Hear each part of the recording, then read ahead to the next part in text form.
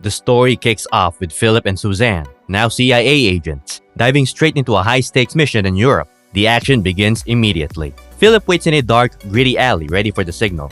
His target is Ivan, a ruthless mercenary leader. When the command crackles through his earpiece, Philip wastes no time, sprinting through the tight alleys, hunting down Ivan, who's been wreaking havoc across Europe with his crew. Philip weaves through the crowd, completely locked in on the mission. Meanwhile, Suzanne monitors everything from a secure location, guiding Philip as he closes in on Ivan's hideout. When Philip reaches the rundown warehouse, Ivan's voice taunts him from the shadows. Philip knows it's a trap, but he pushes forward, determined to end their long-standing rivalry once and for all. Ivan escapes into the darkness, leaving destruction in his wake, forcing Philip to retreat and regroup with Suzanne. Next, we're taken to a hospital where Ivan's men have taken hostages. Philip navigates the sterile, tense hallways, searching for Ivan. When he spots one of Ivan's men trying to flee, a chase erupts through the maze-like corridors. Suzanne's voice cuts in again. Ivan is in the hospital. Philip realizes this is his chance, but knows the civilian's safety is at stake. He moves cautiously, avoiding Ivan's gunmen. Tensions rise as one of Ivan's mercenaries yells out in frustration. Time is running out. A firefight breaks out in the hospital lobby. Glass shatters, bullets fly, and chaos unfolds. Philip skillfully takes down several of Ivan's men, but just as he's about to corner Ivan, the mercenary leader slips away yet again. Things only get worse. Philip learns that Ivan has stolen a highly sensitive ledger filled with top-secret CIA operations. If it falls into the wrong hands, it could jeopardize agents across Europe and spark an international crisis. Philip and Suzanne need to act fast. Tracking Ivan to a heavily fortified compound deep in Eastern Europe, the tension peaks. The compound is a fortress, packed with security cameras, high walls, and armed guards patrolling every corner. As Philip sneaks in, he overhears two of Ivan's men discussing a new threat. Vlad would be a problem if we don't get the ledger back. That's when Philip realizes the mission has just gotten even more complicated. Vlad, a notorious figure in the criminal underworld, is also after the ledger. If Ivan hands it over to Vlad, the results could be catastrophic. Philip stealthily navigates through the compound, expertly avoiding guards and silently neutralizing anyone in his way.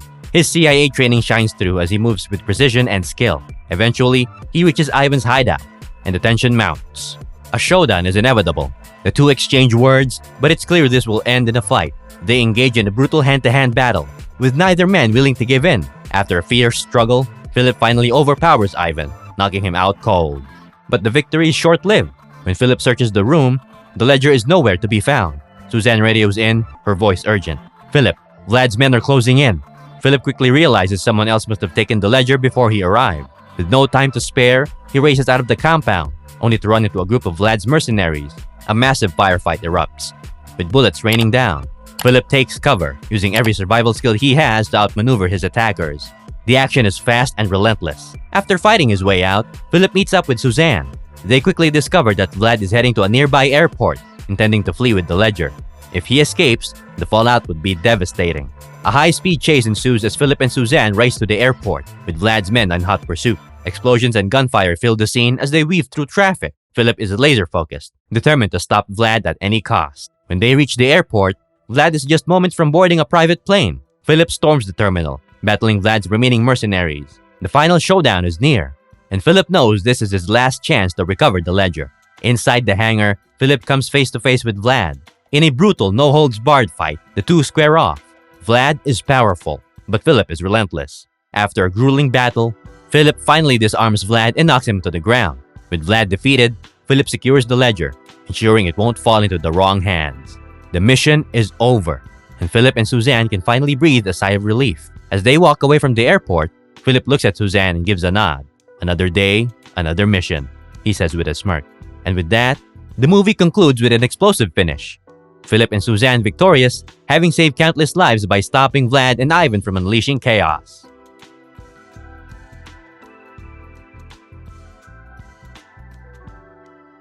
In Kill 'Em All 2, Jean-Claude Van Damme returns to a direct-to-video sequel that, unfortunately, fails to deliver on almost every front. A follow-up to the forgettable 2017 film Kill 'Em All, this installment tries to ride the coattails of its predecessor, but instead stumbles into a chaotic, poorly stitched-together mess that feels like it was made for one reason only: a paycheck. Van Damme has had a roller-coaster career, and while he's delivered a few DTV gems in recent years, Kill 'Em All 2 isn't one of them. The movie, which seems hastily thrown together, features an incoherent plot that picks up after the events of the first film, with Van Damme's operative now being hunted by a villain seeking revenge for his brother's death. However, The story makes little sense, skipping vital plot points and leaving the audience wondering if parts of the script were just left out altogether. The action sequences, usually Van Damme's strong point, are lackluster here. He seems tired and detached, with obvious stunt doubles and outlandish moves that feel disconnected from the character. He struggles to kick an open door in one scene, yet performs an improbable flip in another. It's disappointing, especially as Van Damme has previously lifted low-budget films with charisma and commitment. Here, he just goes through the motions. While supporting characters like Peter Stormare and Maria Conchita Alonso seem to be collecting easy paychecks, adding little to the story. Kill 'Em All 2 might attract die-hard fans, but it lacks even the so-bad-it's-good charm of movies like Belly of the Beast. Instead, it's a dull, uninspired sequel that misses the mark for fans hoping for a Van Damme comeback. Thank you very much for watching the whole video. And if you have a movie or TV show that you want us to cover, just comment it down below. We'll make a video of it in the future. Don't forget to like and subscribe.